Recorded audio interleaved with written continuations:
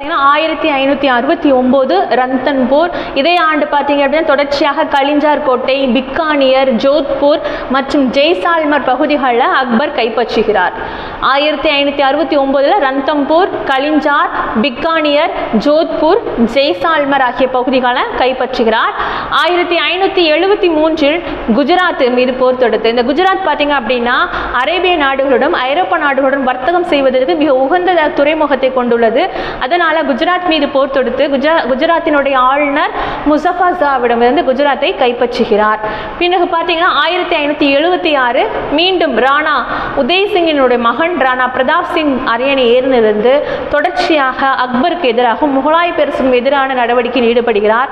அதனால் இரண்டு பேரும் திருப்பியும் 1576 ஆண்டு சண்டையிடக்கூடிய இடம் தான் பார்த்தீங்கன்னா ஹால்டிகட். இது ஒரு repeated TNPSC question and UPSC question. இந்த ராணா பிரதாப் சிங் பார்த்தீங்க அப்படின்னா தொடர்ச்சியாக அக்பருடன் போரிட்டு கொண்டிருப்பார். ஒரு லெவலுக்கு அப்புறம் அவரால் முடியாத சூழ்நிலையில் அவருடைய குதிரை சேத்தக்கின் மீது ஏறி காடுகளில் மறைந்து விடுவார்.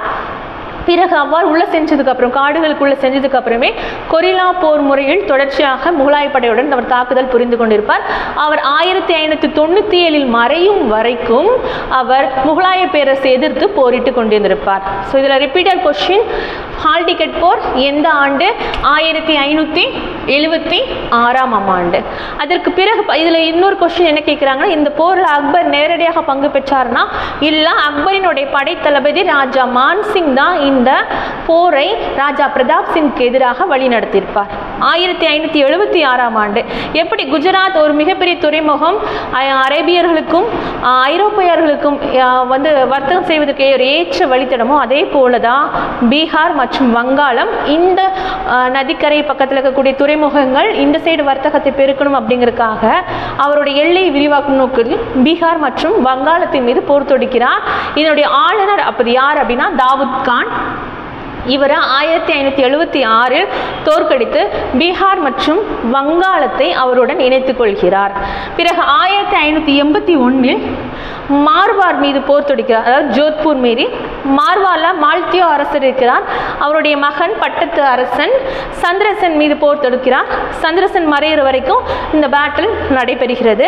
அதுக்கப்புறம் 1581 பார்த்தீங்க அப்படின்னா அக்பரினுடைய ஒரு சகோதரர் மிர்சா ஹக்கீம், இவர் ஆட்சி செய்யக்கூடிய பகுதி காபுல்.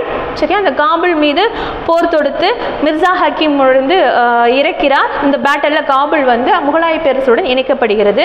இந்த பேட்டலில் லீட் பண்ணவங்க யாருன்னு பார்த்தீங்கன்னா ராஜா மான்சிங் மற்றும் ராஜா பகவன் தாஸ்.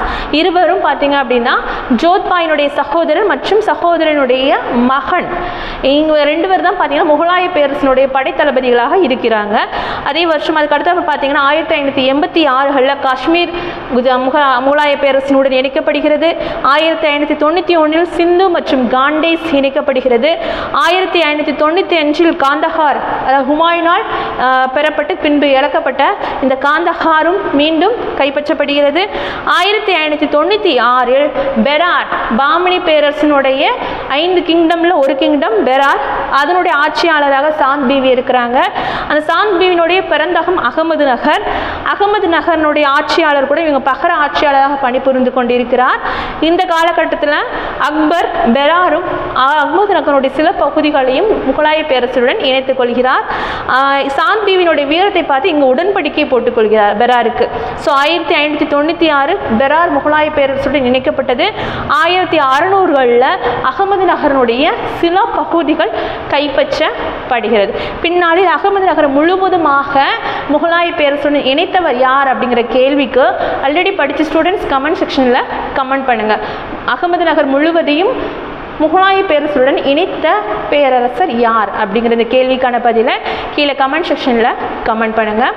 தொடர்ச்சியான அடுத்த வீடியோவில் நான் உங்களை சந்திக்கிறேன். நன்றி, வணக்கம்.